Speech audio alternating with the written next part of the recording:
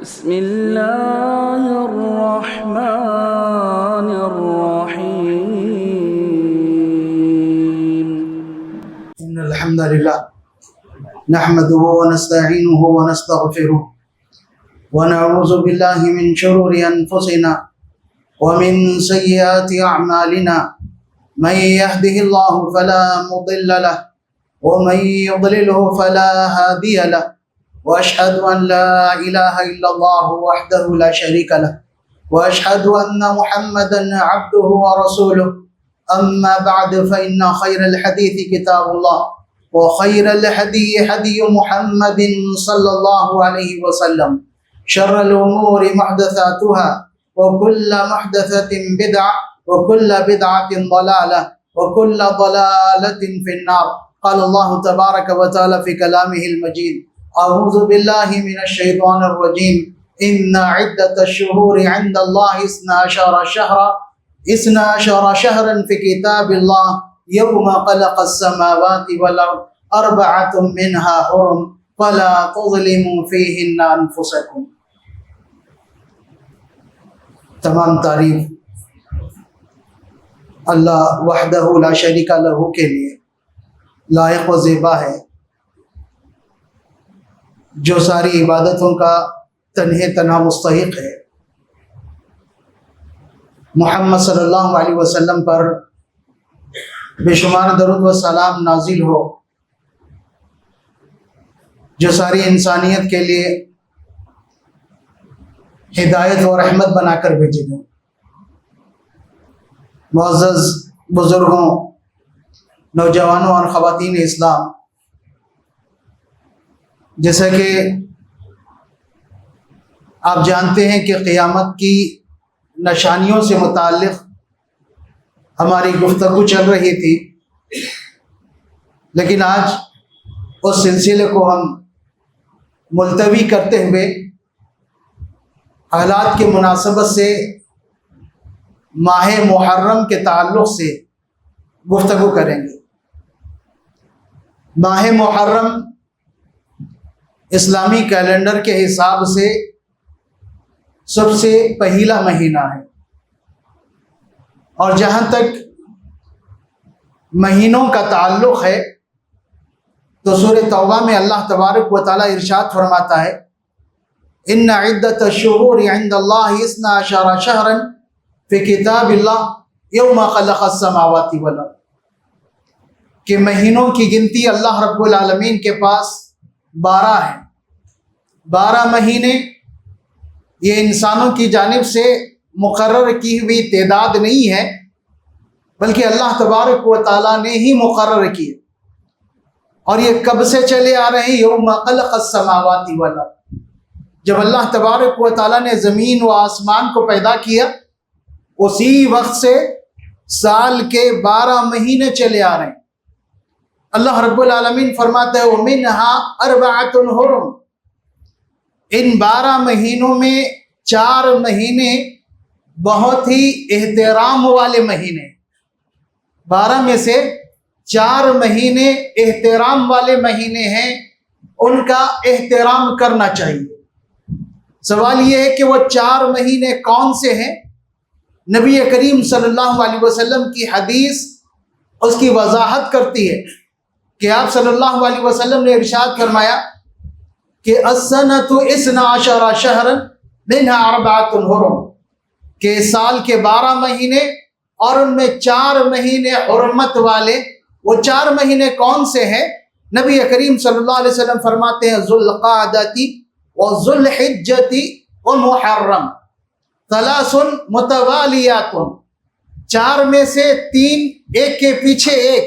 سب سے پہلے ذوالقعدہ، اس کے بعد ذوالحجہ، اور اس کے بعد تیسرا محرم۔ 3 مہینے مسلسل یہ حرمت والے۔ پھر اس کے بعد 4تھے مہینے کے تعلق سے آپ نے فرمایا کہ 4تھا مہینہ رجب کا مہینہ ہے۔ رجب کا مہینہ، یہ 4 مہینے حرمت والے مہینے، احترام والے مہینے۔ احترام والے مہینے، اس کا مطلب کیا؟ احترام والے مہینے اللہ تبارک و تعالیٰ نے جب انہیں قرار دیا ہے تو اس کا احترام کرنا چاہیے۔ مشرکین مکہ بھی ان مہینوں کا احترام کیا کرتے تھے. جیسا کہ ہم جانتے ہیں کہ وہ لوگ لڑائی جھگڑے میں بہت معروف تھے. ان کے پاس باپ کا بدلہ لینا، اپنے رشتہ داروں کا بدلہ لینا، یہ عام سی بات تھی. لیکن وہ ان مہینوں میں یہ سارے کاموں سے دوری اختیار کر لیتے، لڑائی جھگڑا نہیں کرتے. کیوں؟ اللہ تبارک و تعالیٰ قرآن مجید میں ارشاد فرماتا ہے وَيَسْأَلُونَكَ عَنِ الشَّهْرِ الْحَرَامِ قِتَالٍ فِيهِ قُلْ قِتَالٌ فِيهِ كَبِيرٌ کہ نبی صلی اللہ علیہ وسلم لوگ آپ سے حرمت والے مہینوں کے بارے میں دریافت کرتے ہیں کہ ان مہینوں میں لڑائی جھگڑا کرنا کیسا ہے. تو اللہ تبارک و تعالیٰ جواب دیتا ہے قِتَالٌ فِيهِ كَبِيرٌ، ان مہینوں میں لڑائی جھگڑا کرنا یہ بہت بڑا گناہ ہے. لڑائی جھگڑا اور قتل یہ سال کے 12 مہینے پسند نہیں کیا گیا، کبھی بھی پسند نہیں کیا گیا، لیکن خاص کر ان 4 مہینوں میں اس کی مذمت بہت زیادہ ہو جاتی ہے.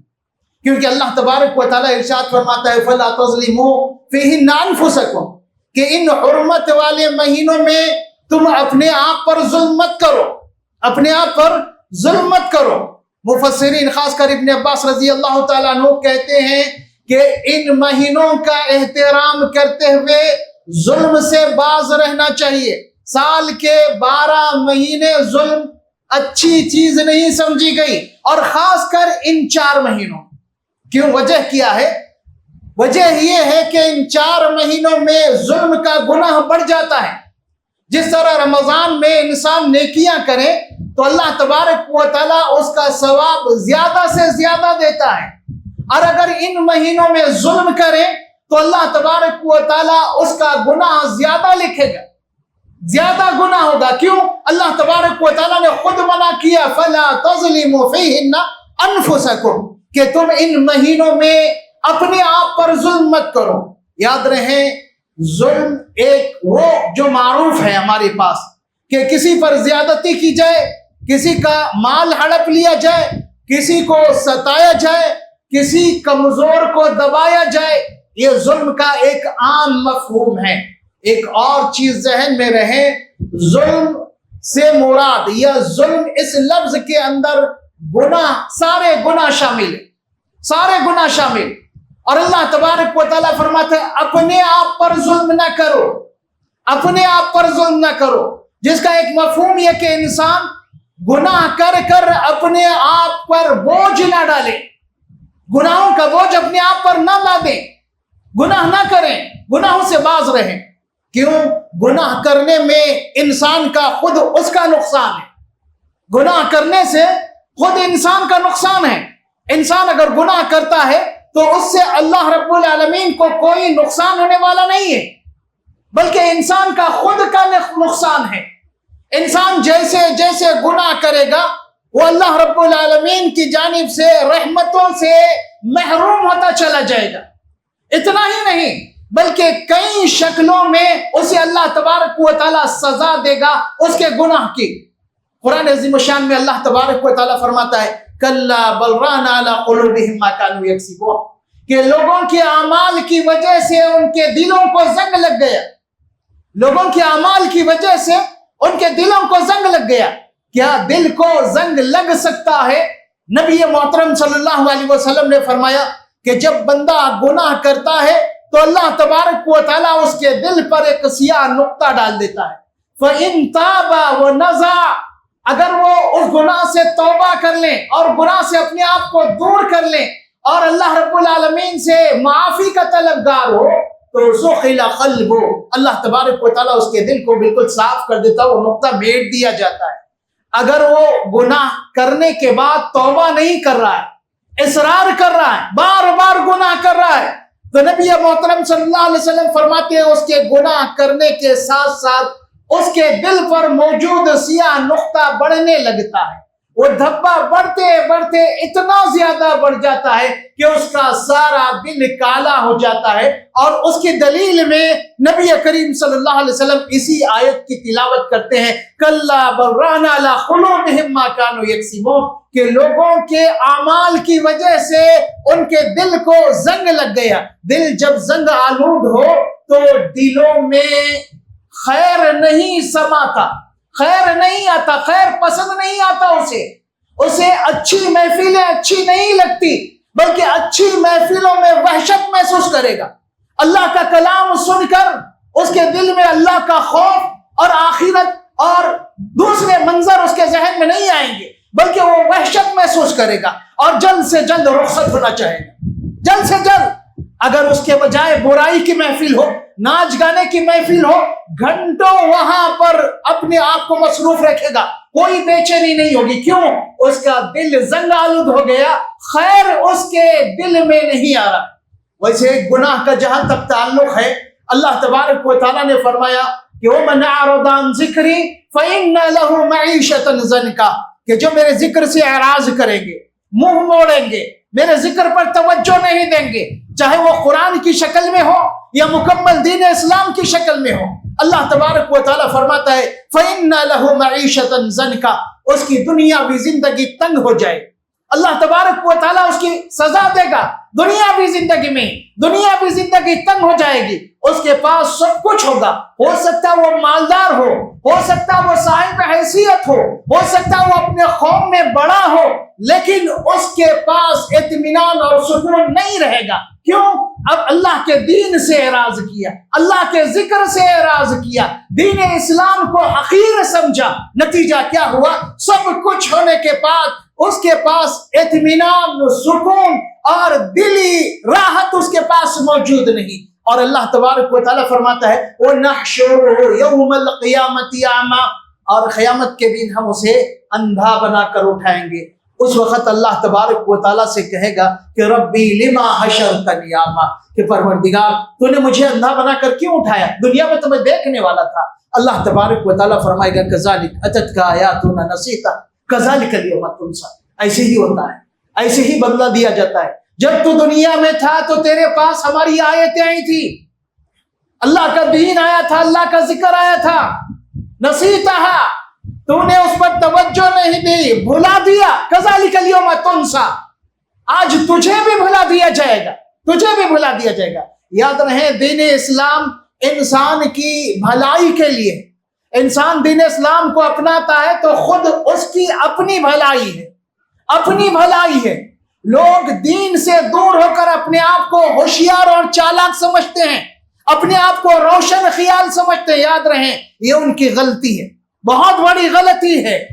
اللہ تبارک و تعالیٰ نے یہاں پر واضح الفاظ میں منع کیا فَلَا تَظْلِمُوا فِيهِنَّ أَنفُسَكُمْ، ان مہینوں میں تم اپنے آپ پر ظلم نہ کرو. ظلم کی ایک شکل ہم نے بتائی، ایک اور شکل کا ہم تذکرہ کریں گے. اس سے پہلے یہ چیز ذہن میں رکھیں کہ ماہ محرم یہ حرمت والا مہینہ ہے، حرمت والا مہینہ ہے.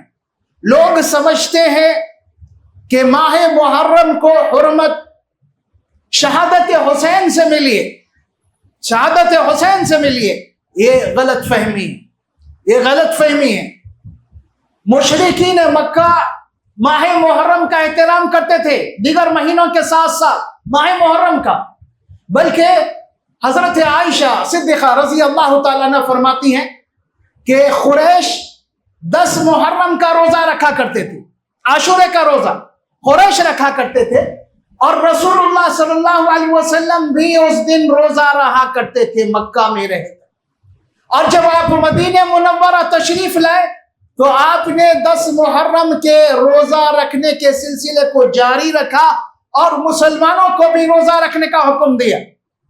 اور پھر اس کے بعد جب رمضان کے روزے فرض کیے گئے تب آپ صلی اللہ علیہ وسلم نے فرمایا کہ جو چاہے محرم کا روزہ رکھے، جو چاہے نہ رکھے، یہ فرض نہیں ہے. نبی کریم صلی اللہ علیہ وسلم مدینہ میں عاشورے کا روزہ رہ رہے ہیں، اور آپ کو ایک وقت گزرنے کے بعد پتہ چلتا ہے کہ یہودی بھی عاشورے کا روزہ رکھا کرتے. تو آپ صلی اللہ علیہ وسلم نے ان سے وجہ دریافت کی کہ تم 10 محرم کا روزہ کیوں رکھتے ہو؟ تو انہوں نے کہا کہ اللہ تبارک و تعالیٰ نے 10 محرم کو موسیٰ علیہ السلام اور بنی اسرائیل کو فرعون سے نجات دی تھی، اس کے شکرانے کے طور پر ہم روزہ رکھا کرتے ہیں۔ تو نبی اکرم صلی اللہ علیہ وسلم نے فرمایا میں زیادہ حقدار ہوں، میں تم سے زیادہ حقدار ہوں۔ اب رہا سوال کہ قریش کیوں روزہ رکھا کرتے تھے؟ تو یاد رہے قریش کے روزہ رکھنے کی وجہ کسی بھی احادیث سے ثابت نہیں کہ ان کے روزہ رکھنے کی وجہ کیا تھی، پتہ نہیں، لیکن وہ روزہ رکھتے تھے۔ جب نبی اکرم صلی اللہ علیہ وسلم کو یہ بات معلوم ہو گئی کہ یہودی بھی روزہ رکھتے ہیں اور روزہ رکھنے کی وجہ بھی معلوم ہوئی، تب آپ صلی اللہ علیہ وسلم نے ارشاد فرمایا آئندہ سال ہم 9 محرم کا بھی روزہ رکھیں گے، 10 کے ساتھ 9 محرم کا بھی روزہ رکھیں گے۔ کیوں؟ یہودیوں کی مخالفت میں 9 تاریخ کا بھی روزہ رکھیں گے۔ کچھ احادیث میں 11 کے روزے کا بھی ذکر آیا کہ 1 دن پہلے یا 1 دن بعد، لیکن یاد رہیں زیادہ صحیح ہے کہ 9 اور 10 کا روزہ رکھا جائے۔ 9 اور 10 کا روزہ، اس کا فائدہ کیا نبی محترم صلی اللہ علیہ وسلم فرماتے ہیں کہ عاشورے کا روزہ، 10 تاریخ کا روزہ یکفر السنہ الماضیہ، پچھلے سال 1 سال کے گناہ معاف کیے جاتے ہیں۔ اللہ تبارک و تعالیٰ پچھلے 1 سال کے گناہ معاف کر دیتا ہے۔ تو نبی کریم صلی اللہ علیہ وسلم عاشورے کا روزہ رکھا کرتے تھے، اور آپ نے یہ تمنا کی کہ آئندہ سال اگر میں زندہ رہا تو 9 تاریخ کا بھی روزہ رکھوں گا۔ اس لیے ہمیں چاہیے کہ 9 اور 10 تاریخ کا روزہ رکھیں، اور ساتھ ساتھ یہ بات بھی ذہن میں رہے یہ فرض نہیں ہے، نفل روزہ میں اس کا شمار ہوتا ہے۔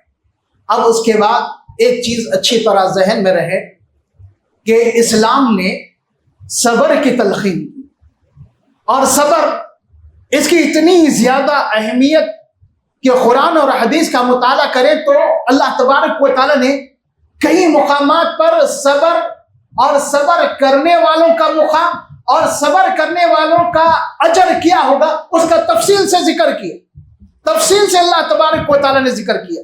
اسلام ہر موقع پر صبر کی تلقین کرتا ہے، ان اللہ مع الصابرین، اور یہ ذہن میں ہمارے بات بٹھاتا ہے کہ دیکھو صبر کرو گے تو اللہ تبارک و تعالیٰ صبر کرنے والوں کے ساتھ ہے، صبر کرنے والوں کے ساتھ۔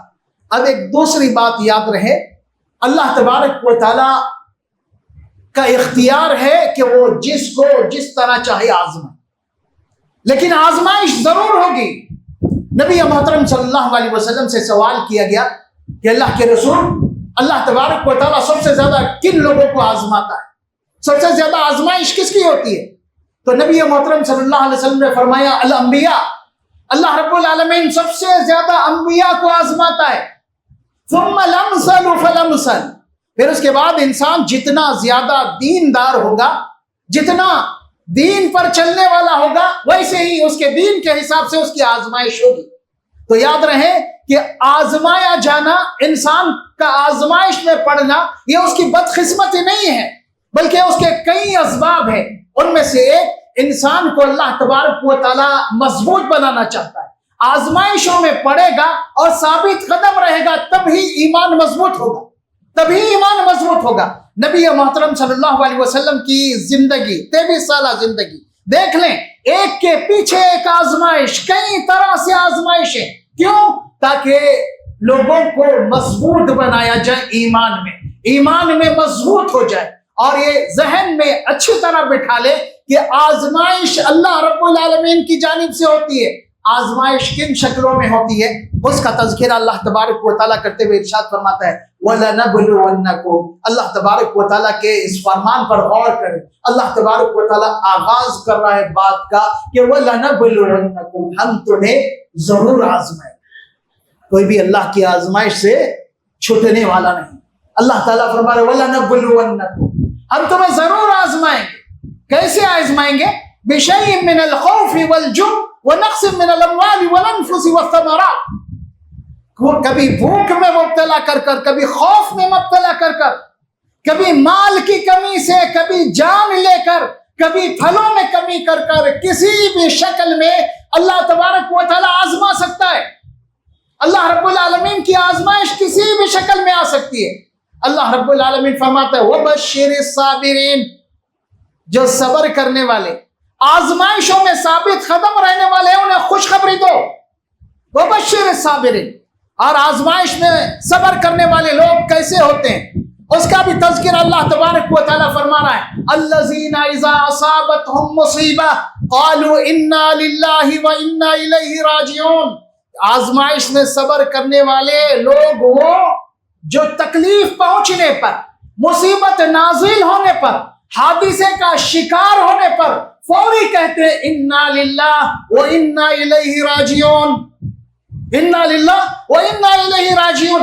اللہ تبارک و تعالیٰ پر اپنے مکمل بھروسہ اور اعتماد کا اظہار کرتے ہیں انا للہ، کہ ہم اللہ کے ہیں، انا للہ ہم اللہ کے ہیں، وانا الیہ راجعون اور ہمیں اللہ ہی کی جانب لوٹ کر جانا ہے. جب ہم اللہ کے ہیں، اللہ ہمارا مالک ہے، تو وہ کسی بھی شکل میں کسی بھی طرح ہمیں آزما سکتا ہے.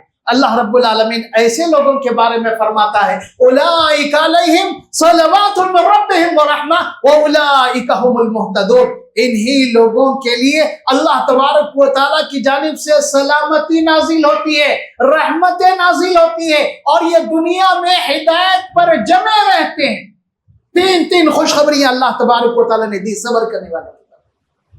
اب بات سمجھنے کی کوشش کریں کہ اسلام میں کئی شہادتیں پیش آئی، کئی شہادتوں کے واقعات پیش آئے، شہادت کے کئی واقعات پیش آئے. بلکہ مکہ میں ہجرت سے پہلے ہی حضرت سمیہ رضی اللہ تعالیٰ عنہ کی شہادت کا واقعہ پیش آیا، جو ابو جہل کے نیزے سے اس دنیا سے رخصت ہو گئی. اور نبی کریم صلی اللہ علیہ وسلم سمیہ ان کے شوہر اور ان کے بیٹے کو دیکھ کر فرماتے صبرا یا آل یاسر فإن موعدکم الجنہ، کہ اے آل یاسر، اے یاسر کے خاندان والوں صبر کرو. صبر اگر تم کرو گے تو اللہ تبارک و تعالیٰ کا تم سے جنت کا وعدہ ہے، تم سے جنت کا وعدہ. ایک مشکل وقت میں نبی کریم صلی اللہ علیہ وسلم کس چیز کی تلقین کر رہے ہیں؟ صبر کی تلقین کر رہے ہیں. نبی اکرم صلی اللہ علیہ وسلم صحابہ کرام مدینہ منورہ پہنچ گئے. بدر کا واقعہ پیش آیا، بدر میں شاندار فتح نصیب ہوئی. اس کے بعد احد کے موقع پر اللہ تبارک و تعالیٰ نے مسلمانوں کو آزمایا، مسلمانوں کو آزمایا.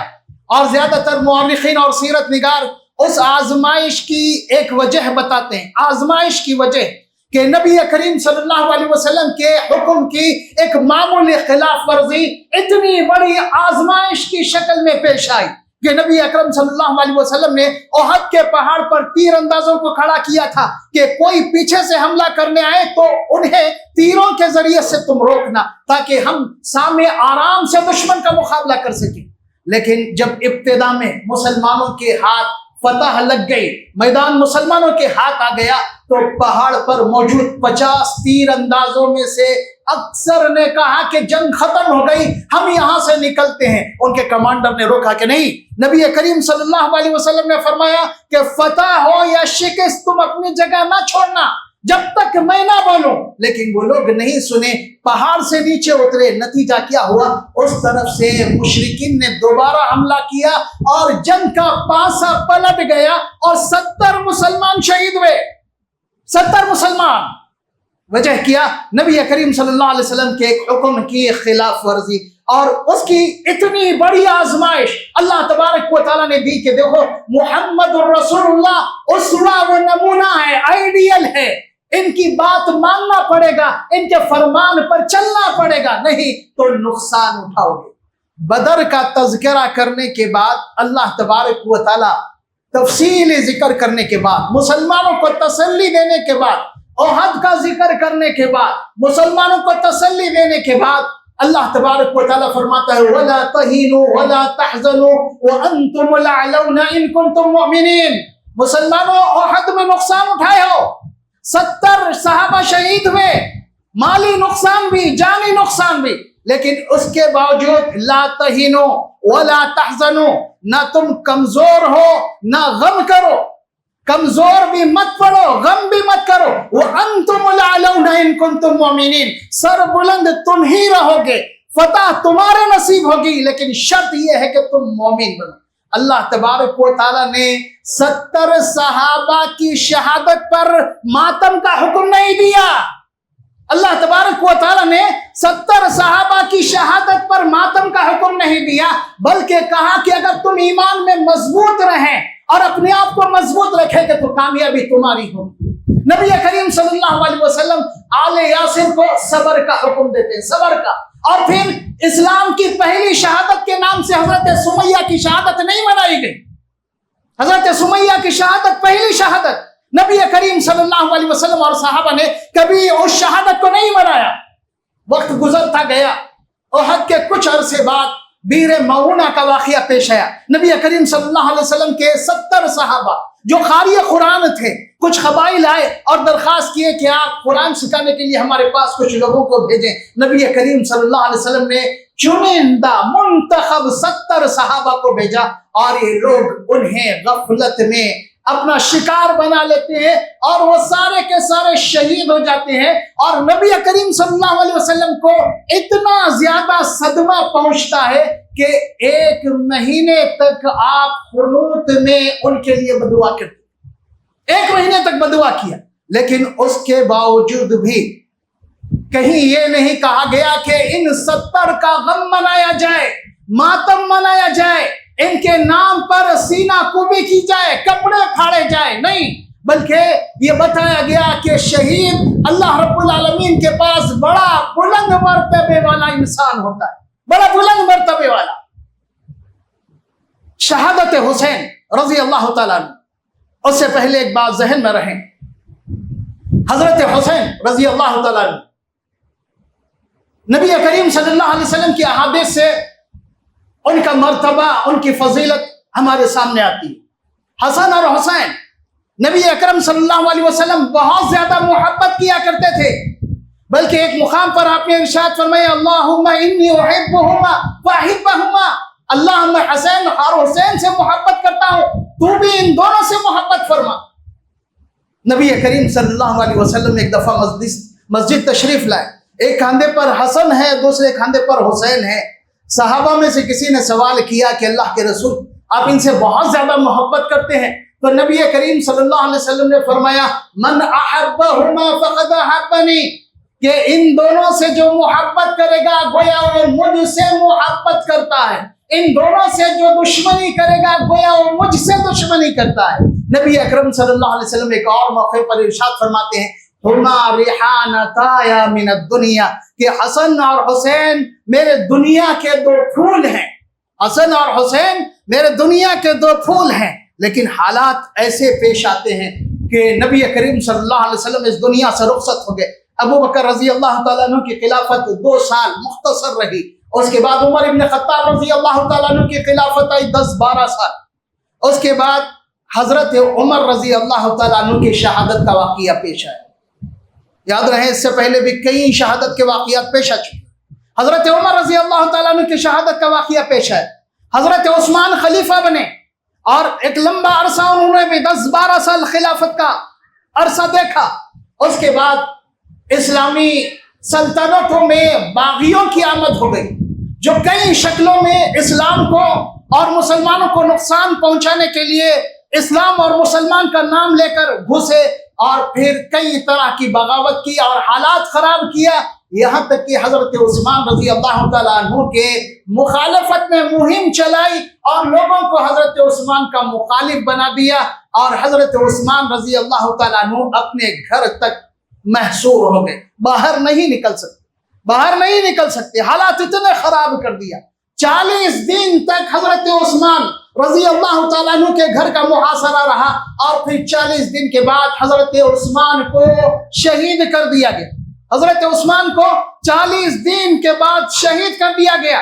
حضرت عثمان کی شہادت پر صحابہ بلبلا اٹھتے ہیں، پریشان ہو جاتے ہیں، یہاں تک کہ حضرت علی رضی اللہ تعالیٰ عنہ کے تعلق سے آتا ہے کہ اتنا زیادہ غمزدہ ہوئے کہ وہ بے ہوش ہو گئے حضرت عثمان کی شہادت پر۔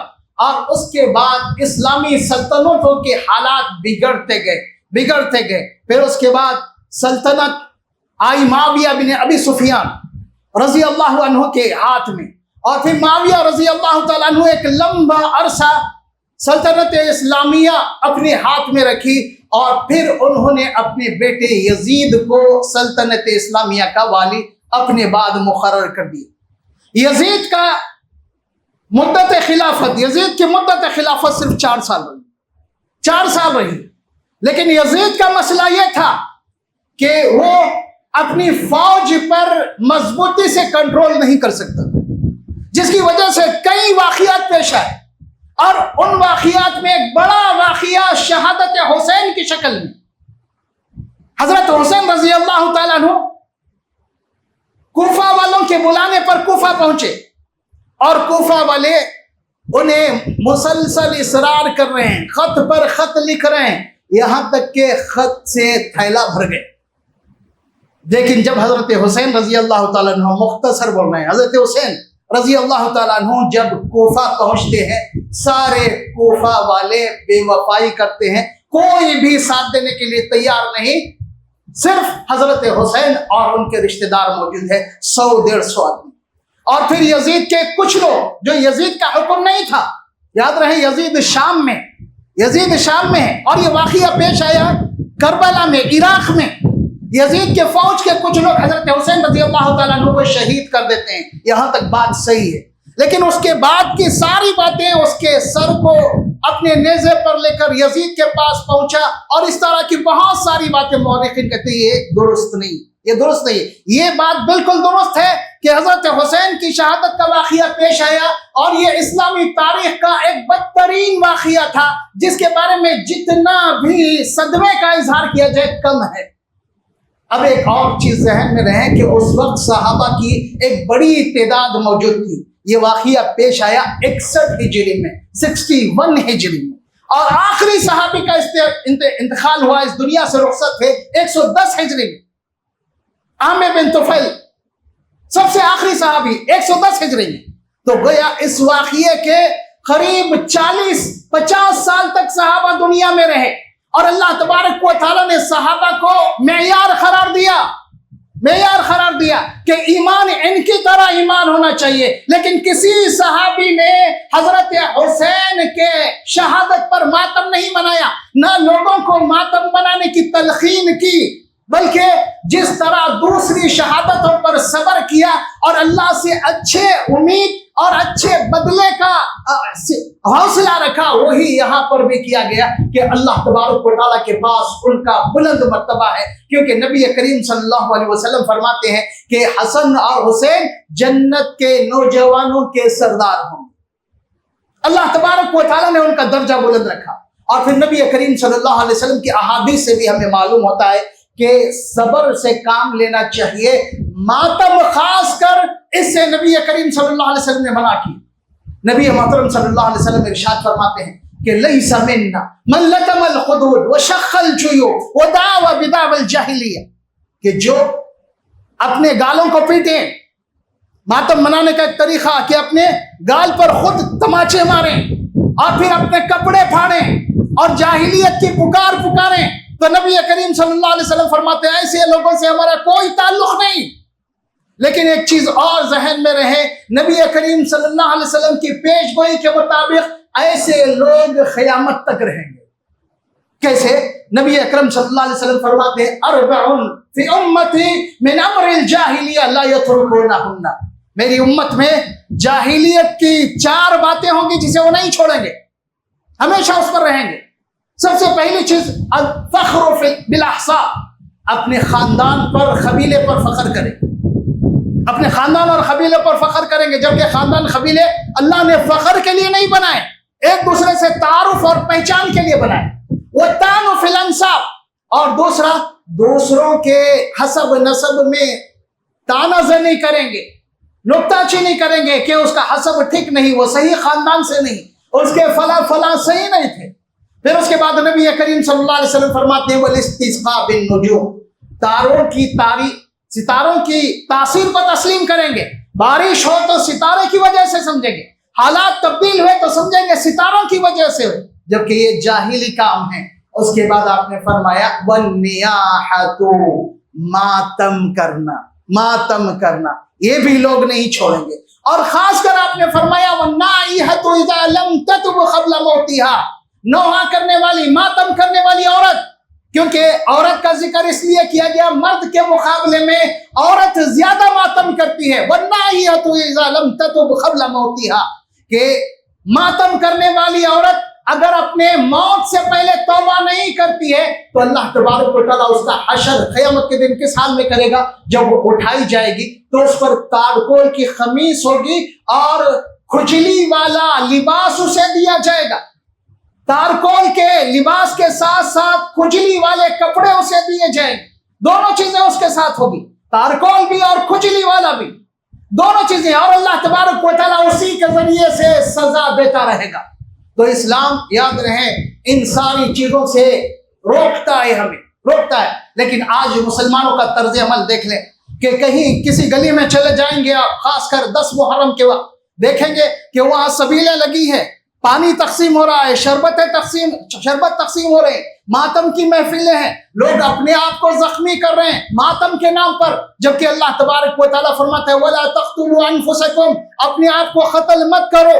بہت سارے علماء نے وَلَا تَظْلِمُوا فِيهِنَّ أَنفُسَكُمْ، جس کا ہم نے تذکرہ کیا، اپنے آپ پر ظلم نہ کرو، اس کو ماتم کو بھی اس میں شامل، اپنے آپ پر ظلم کرنا اس میں ماتم بھی شامل ہے کہ انسان ماتم کرے، ماتم کے ذریعے سے اپنے آپ پر ظلم کرے، اور اللہ تبارک و تعالیٰ اس سے روکتا ہے۔ اور خاص کر حرمت والے مہینوں میں یہ کام نہیں ہونا چاہیے، یہ کام نہیں ہونا چاہیے۔ ایک اور خرابی جو اس مہینے میں دیکھنے کو ملتی ہے، لیکن وقت بہت زیادہ ہو چکا ہے، بات لمبی ہے، اس لیے اس کو ہم روکتے ہوئے ایک دوسری جانب اشارہ کرتے ہیں کہ اکثریت کا یہ خیال ہے کہ 10 محرم کو شہادت حسین کی وجہ سے اہمیت حاصل ہے۔ جیسے کہ ہم نے جتنی تفصیل بتائی اس سے یہ بات واضح ہو گئی کہ 10 محرم کا مہینہ، اور خاص کر 10 محرم شروع سے ہی مسلمانوں کے درمیان محترم رہے ہیں۔ نبی کریم صلی اللہ علیہ وسلم 10 محرم کا روزہ رکھا کرتے تھے، بلکہ مشرکین مکہ بھی 10 محرم کا روزہ رکھا کرتے تھے۔ اور محرم میں پیش آنے والا یہ واقعہ ایک اتفاقی واقعہ ہے، اس کی مذمت کی جانی چاہیے، لیکن مذمت کے نام پر کسی پر لعن طعن کرنا، کسی کو برا بھلا کہنا، خاص کر صحابہ رضوان اللہ علیہم اجمعین کو تنقید کا نشانہ بنانا، انہیں گالی گلوچ کرنا، ان پر لعنت بھیجنا، یہ انتہائی بدترین عمل ہے، انتہائی بدترین عمل۔ کیونکہ نبی کریم صلی اللہ علیہ وسلم کا فرمان لا تسبوا اصحابی، کہ لوگوں میرے صحابہ کو گالی مت دو، میرے صحابہ کو برا بھلا مت کہو۔ کیوں کہ اگر میرے صحابہ میں سے کوئی ایک مٹھی سونا خرچ کر، ایک مٹھی سونا، اور تم میں سے کوئی احد پہاڑ کے برابر بھی سونا خرچ کرے تو ان کے اجر کے برابر تمہیں اجر نہیں مل سکتا۔ اللہ تبارک و تعالیٰ نے اتنا زیادہ ان کا مقام رکھا ہے، تو ہمارے ذہنوں کو صاف رکھنا چاہیے کہ محرم کا مہینہ یہ سارے خرافات کا مہینہ نہیں ہے، بلکہ نبی کریم صلی اللہ علیہ وسلم محرم کے مہینے میں روزہ رکھا کرتے تھے، اور 10 تاریخ کے تعلق سے آپ نے فرمایا کہ اللہ تبارک و تعالیٰ اس سے پچھلے سال کے گناہ معاف کرے گا، اور دوسری جتنی خرافات ہے اسلام کا اس سے کوئی تعلق نہیں۔ ان چیزوں سے دور رہنا چاہیے، اپنے آپ کو بچانا چاہیے۔ اللہ تبارک و تعالیٰ ہمیں خالص کتاب و سنت پر عمل کرنے کی توفیق عطا فرمائے، ہر قسم کے بگاڑ سے اللہ رب العالمین ہمیں محفوظ رکھے، نبی کریم صلی اللہ علیہ وسلم کی سنتوں کو زندہ کرنے کی توفیق عطا فرمائے، ہر قسم کی بدعات سے اللہ تبارک و تعالیٰ ہماری حفاظت فرمائے۔ اقول قولی ھذا استغفر اللہ لی ولکم ولسائر المسلمین۔